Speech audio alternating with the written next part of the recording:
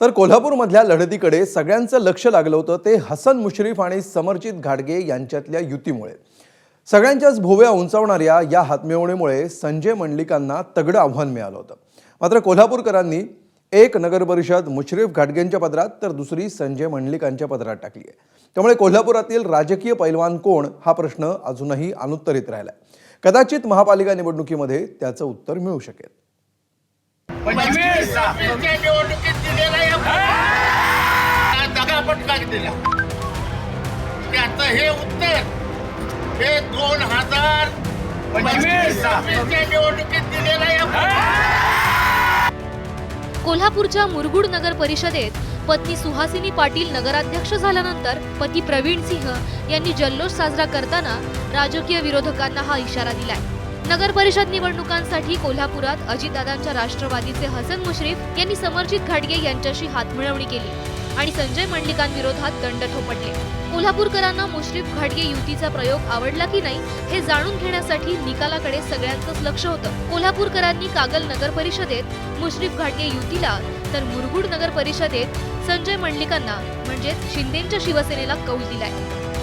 मुरगुड नगर परिषदेमध्ये शिंदेंच्या शिवसेनेचा नगराध्यक्ष विराजमान झाला असून 16 नगरसेवकही निवडून आलेत, तर राष्ट्रवादी काँग्रेसला फक्त 4 ठिकाणी विजय मिळवता आलाय। याच्या अगदी उलट चित्र कागल नगर परिषदेमध्ये पाहायला मिळालं।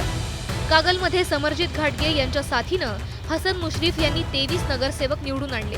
नगराध्यक्षपदी देखील राष्ट्रवादी काँग्रेसच्या सविता प्रताप माने विराजमान झाले आहेत। शिंदेंच्या शिवसेनेला भोपळा सुद्धा फोडता आलेला नाहीये।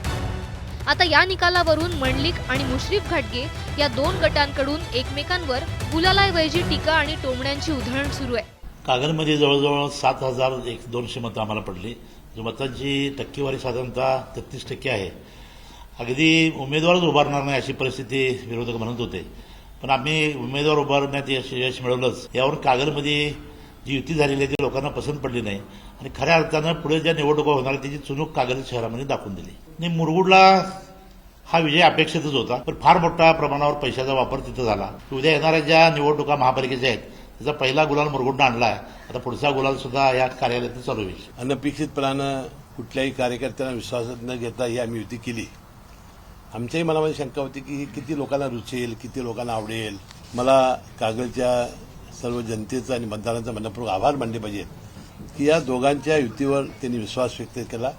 ठीक आहे, काही मतं गेलेली आहेत, मला वाटतं येणाऱ्या काळात त्यांनाही आम्ही समजावून सांगू आणि ही युती कशी पुढे चालू राहणार आहे। युती झाल्यानंतर बऱ्याच लोकांना आश्चर्य वाटलं। सगळ्यात जास्त लीडनी आलेली नगराध्यक्ष सीट ही कागलची आहे। महाराष्ट्रामध्ये 1 नंबर क्रमांकला आहे। 7,590 लास्ट जो आकडा आमच्याकडे आला आणि सगळे उमेदवार ॲव्हरेज 900 ते 1000 मतांनी आलेले आहेत। यासाठी कागलच्या जनतेचा आम्ही मनापासून आभार व्यक्त करतो। मुरगुडच्या पण जनतेचा कौल आम्ही मान्य करतो।